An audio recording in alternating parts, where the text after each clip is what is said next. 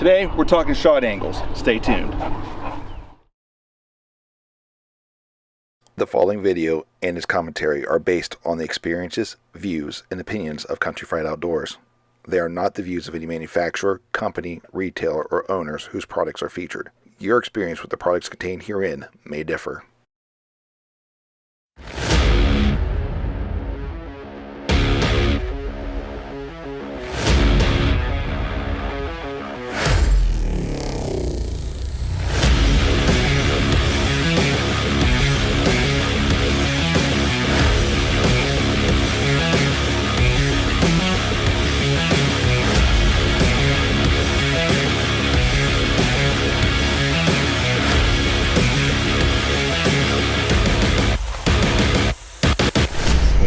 It smells pretty sweet.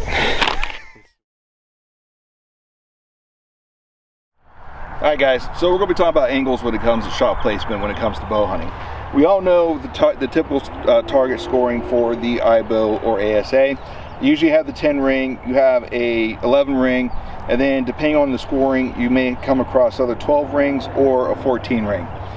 This whole big ring right here is supposed to be the 8 ring, or is the 8 ring was supposed to represent the vitals. Now, on a broadside shot, this is great. However, when we start talking other angles like quartering to, quartering away, we'll start to show you where this actually might be a problem. So let's start talking about some of the anatomy of the deer. Generally speaking, if we can help it, we're going to be trying to put rounds into what we call the vital V, which is straight up the leg and about the lower third, and it creates a V, and you can usually see it in the onset of the deer itself. Like if you see the shoulder, because a lot of us are afraid of hitting the shoulder, you'll see the outline from the shoulder and all the way down to the leg bone to this little area right here, what we call the vital V, or the magic V, or whatever it is we want to call it. But inside of there, obviously we have the heart, we have the lungs, the front of the lungs, and all the pump work and stuff coming into the heart. The lungs will probably extend maybe about back further to here, and then you start getting the liver, and then you start getting into the guts the further back you go. So as we start to discuss angles, I want you to keep something in mind, and a little mantra that's called aim for your exit hole, or aim for the exit. All right, coming up first is going to be broadside shots, aiming for that golden triangle. All right, so we're sitting about 20 yards. We're looking at that broadside shot. This one, remember, we're going straight up the leg, that front leg, and we're about the lower third of the deer, 20 yards.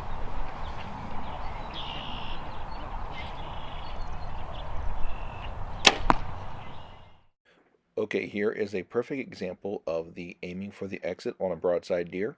The arrow is entering to penetrate the heart, and it will also exit on the same line on the other side. Coming up next is shooting for score. Okay, when shooting for score from the ground on a broadside deer, you actually end up with a great shot. So either way, you can't go wrong. All right. Now, since we showed you guys some examples on broadside, you got to see lower 1/3 going straight up the leg compared to actually going for the 12 ring on a 3D target for score. So let's start talking about angles now. Coming up next, quartering away. All right, guys, so this is an example of a quartering away shot. This is maybe about as severe as quartering away that some of us will take. So let's check it out. Coming up first is going to be if we try to shoot for score. Then the second shot is going to be actually putting the arrow where we should when we're aiming for the exit.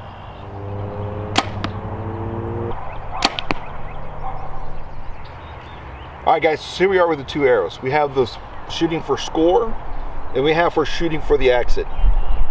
So anyone shooting targets, when you come up to the 3D range, this is where you're aiming for, because you're trying to hit that 12 ring on this quartering away shot. This isn't necessarily the best angle for real world hunting. For score, yes, not for real world hunting. This arrow right here, a little bit further back, some of you will be saying, well, wait a minute, that's going into the stomach. You're right, but with a quartering away shot, we're aiming a little bit further back because we wanted to angle through and hit as many of the vitals and actually get into the vitals, both lungs, liver, heart, everything we can through the angle. You'll see this one right here, if we do get lungs, it's a single lung and it's probably missing everything else. We'll check it out from the very top though. From the top view, these two arrows tell a different tale.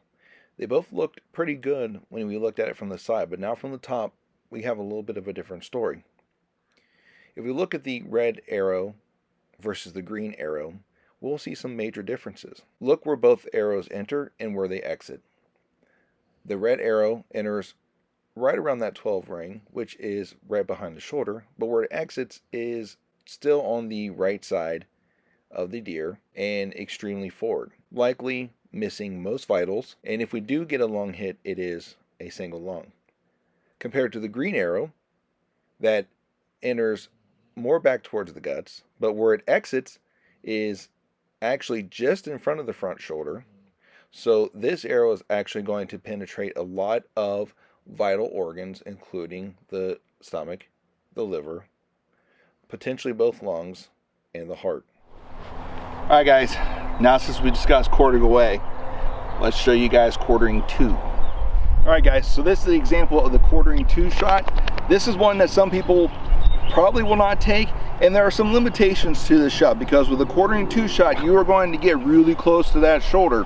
So if you don't have a setup that is capable of penetrating the shoulder, you might want to forego this one. I'm not saying this shot's for everyone, and I'm not telling you to take it. However, if you are able to take it, you have the equipment that's able to take it, you have the skill set that's required to take it, then by all means, please take it. And if anyone tells you otherwise, they can go somewhere else, because this is a valid shot. We'll show you how this goes. As last time, first is for score, second one's for the kill.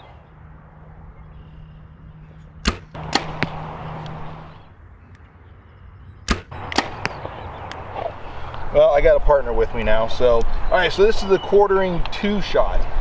Once again, this is one that's going to get you really close to the shoulder if you take it correctly. So if you don't have a setup or the skills to take it, please be ethical, and it's okay if you don't want to take it because of those reasons, and you're waiting for a better shot. That is perfectly okay. I'm not telling you to absolutely take it, just kind of having the discussion on where you can find these shots at. So right here, this shot is the one for score. It's a little low, the 12, but it looks like it's cutting line, so in the IBO world that counts. So we have the 12 ring here, and then we have aiming for the exit. Although these arrows are probably within 6-7 inches of one another, you're going to notice a big difference in their entry versus exit, and what they're actually going to end up hitting as they go through the target. So we'll check that out next.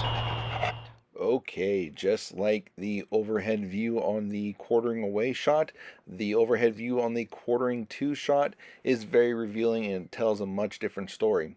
If we look at both arrows here, both the red and green arrows, they both tell the tale.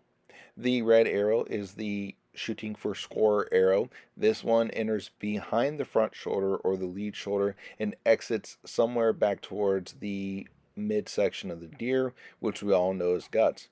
So this arrow likely penetrated possibly a single lung, liver, and getting into the guts, which could include the stomach or intestines, depending on how high the shot is.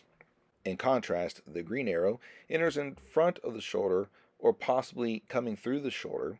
This shot is going to penetrate both lungs and the heart, exiting behind the offside shoulder. All right, guys, so we've talked broadside, we've talked quartering away, now we've talked quartering two, but what about if you're in a tree stand? We'll talk about some of those angles coming up, so stay tuned to those ones. All right, guys, so we got it set up. We're getting ready to shoot the deer from the tree stand so we can show you tree stand angles. Remember, we're going to be doing two shots, one for score, one for aiming for the exit. Stay tuned for this one. And safety first before we go climbing in a tree. Always wear your trees harness.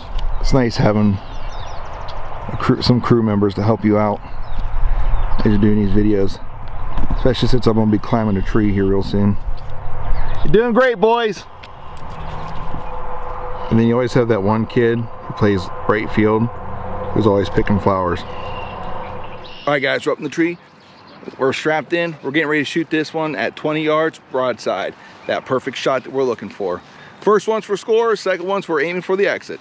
Here we go.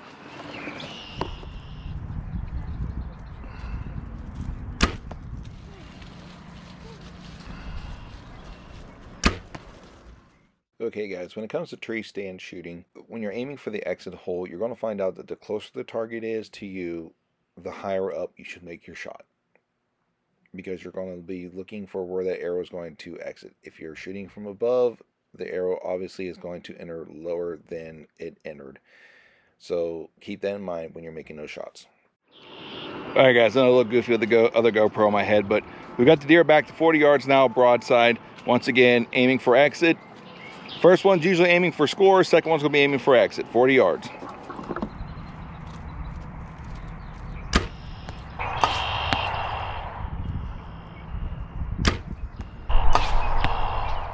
Okay, from the tree stand, the farther away the target is, the less higher you'll have to aim to have the same result, because the arrow will enter and exit closer to the same line. All right, so for our next one, GoPro still on. So for our next one, the deer is going to be right underneath our stand.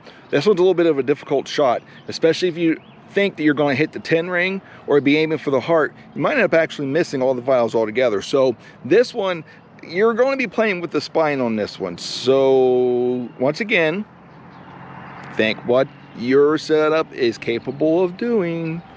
And if the shot's not there and you're not comfortable with it, don't take it. Once again, I don't condone it. I don't say, hey, absolutely take this shot. If you can make the shot, you have the equipment that can perform to take this shot, then do it if you're comfortable doing it.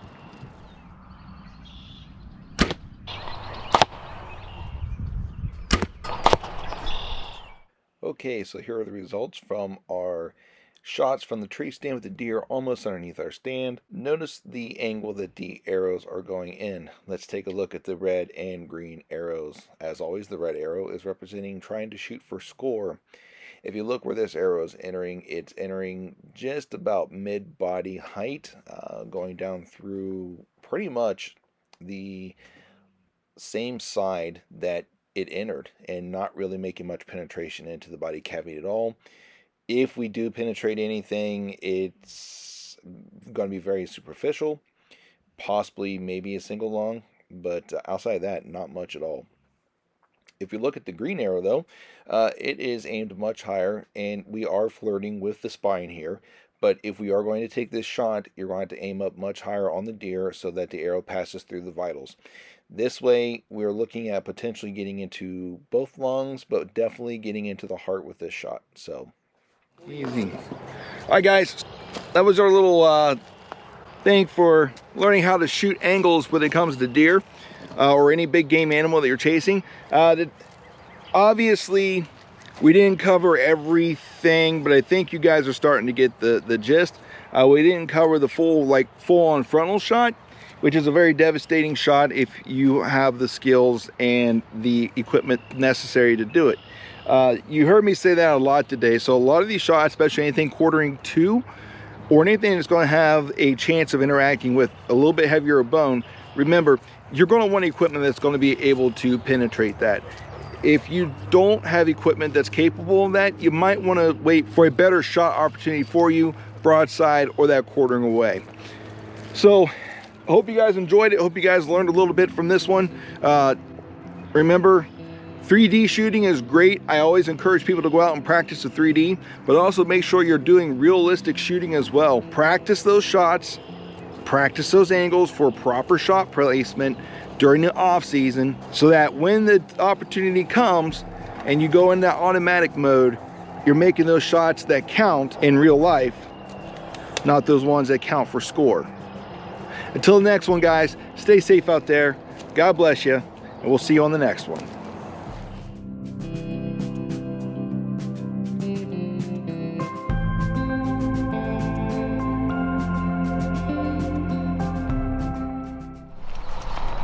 You can wait a minute because I gotta get this thing untangled. A mumble jumbled mess. That's why I like hunt for a tree saddle anymore.